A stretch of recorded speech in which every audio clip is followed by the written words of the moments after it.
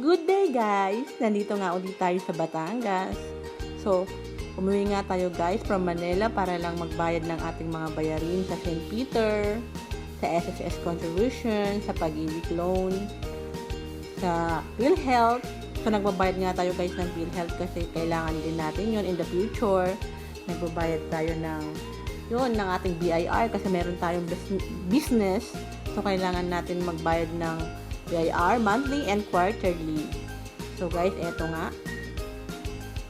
Nag-order tayo at kumain muna para lang makapag-snacks kasi gutom na nga tayo guys. Sasamahan yung nga ako sa ating snacks today.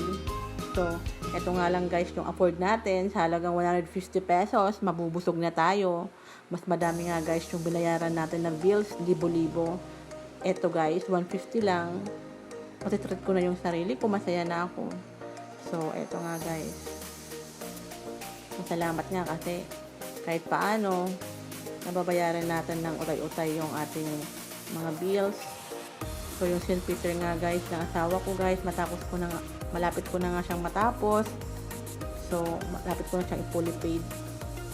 So, hindi nga ako guys masyadong magastos. Nagtitipid nga ako guys. Hindi ako mahilig bumili para lang mabayaran yung mga bills. So, ito lang talaga guys yung pinaka-happiness ko yung kumain ako sa fast food para makakain ng chicken. So, happy na ako dun.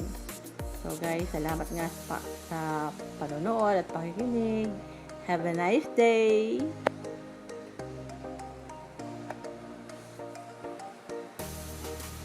Gumaan nga tayo guys ng Dali Grocery kasi mas mura dito.